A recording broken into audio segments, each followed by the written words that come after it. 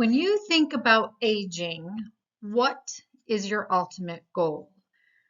To increase longevity, um, to age successfully?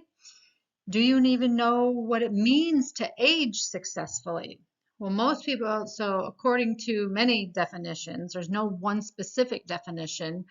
It's free of disease. It's being able to still do things late in your life, having your memory, being able to be mobile, being remaining independent. Did you know that the aging process begins immediately upon birth? Because it does. I mean, unless something happens or unless you die unexpectedly, the aging process starts there and you don't stop aging until, unfortunately, you pass. Do you know that we start to really see the effects of aging, or where you can start to have decline as early as your 20s and 30s? Like that was some surprising news to me. I was like, wow, that's early.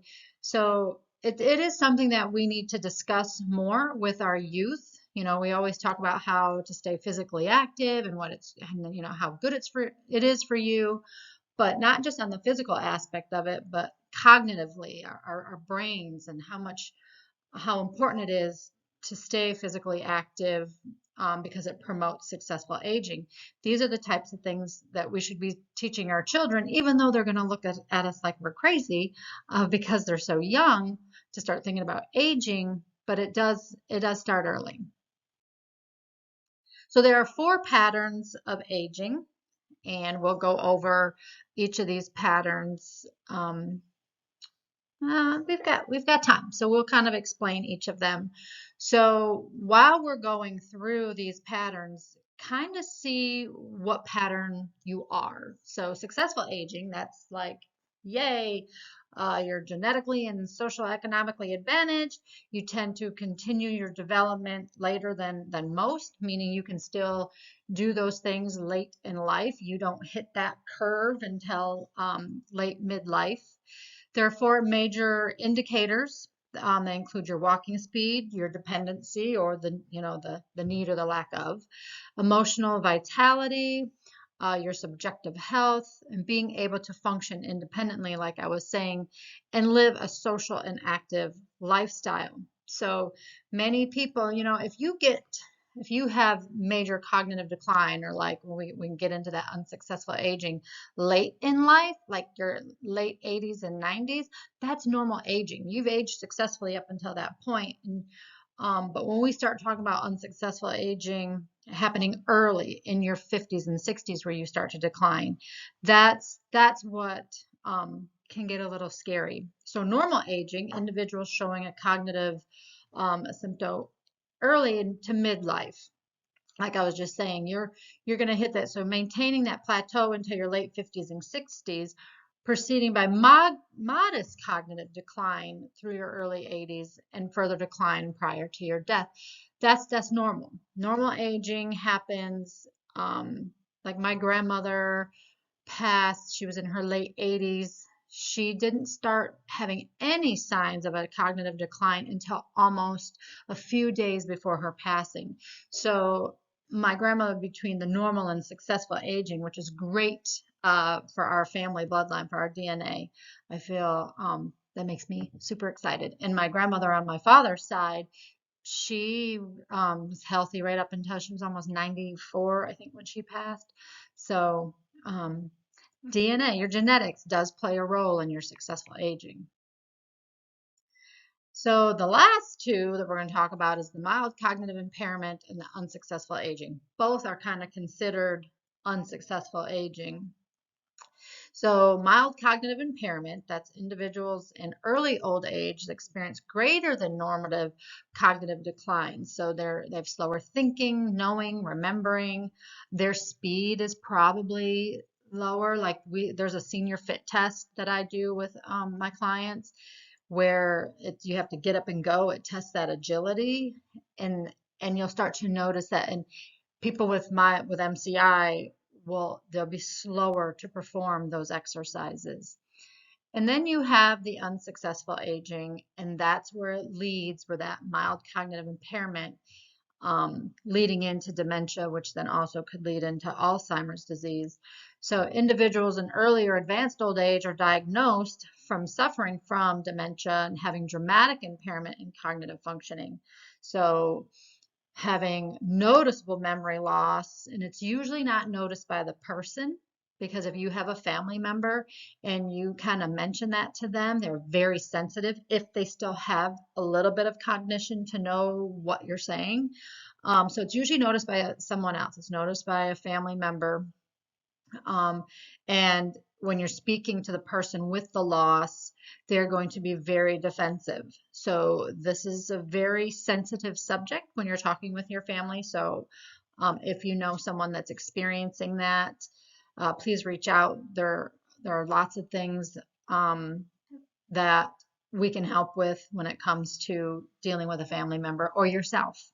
They have difficulty communicating or finding the right words to communicate, difficulty with visual and spatial abilities, getting lost while driving. Like they've driven this drive home, so many times, and all of a sudden one day they come up to the light and they get super confused and they don't know where they're going. They don't remember how to get back to the house or don't even know what they were doing in the middle of what they were doing.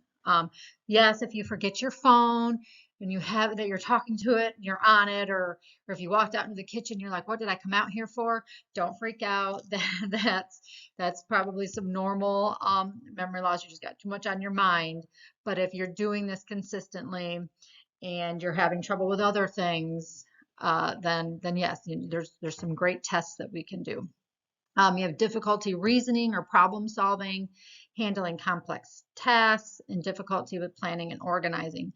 Again, don't confuse some of your daily um, habits that you've gotten into and thinking all of a sudden now you're, oh my gosh, this is happening to me, or not daily, I shouldn't say daily. If you're having them daily, then yes, we need to talk. If you just all of a sudden you're, like I said, you forgot what you walked into the room for, a little bit different scenario there. So for successful aging, you physical activity is going to be your number one key. So because you're bringing oxygen to the brain and you're feeding the brain. So three things that affect your aging. Environmental. So if you've lived in an environment that's had toxic spill, water, bad air, you can move, get up and move, but that does affect you. So if you were in that environment when you were young, it could have a tendency to affect you late in life. Then you have DNA, your genetics. I don't really deal with those first two. I don't deal with environmental and I don't deal with genetics. Genetics, they do a lot of, they can do testing. A lot of the times if they do testing, you have to wait until the person is passed and then they can go in and test the brain. But there are other tests that you can do for your family if you know you have a past family history of it, of this mild or the cognitive impairment, whether it be mild or straight on dementia or Alzheimer's. The last one is behavioral. That's my focus. So that is what we have control over. So are you eating the right foods? Are you exercising? Are you doing some brain games for that stimulation? So exercise already helps stimulate the brain, and there's certain exercises. That's what my entire dissertation is on. I've created an intervention program, but being able to stay active and then is already working the brain, and then obviously your games like crossword puzzles and word searches. There's little actual handheld puzzles that you can do. Just keeping that brain. Reading is just another one, or staying socially active, going out and hanging out with your friends and having that social interaction. So there are a lot of great ways that you can help yourself stay on that successful aging path. If you would like more services with that, please reach out. My website, no excuses, MarilynWard.com. There's a lot of different things that I offer on there. Most people, if you reach out to me on Facebook, email me, but there's a lot of ways, and this could be for you or maybe a family member, but please don't wait until it's too late to start living a successful aging path. So don't hesitate.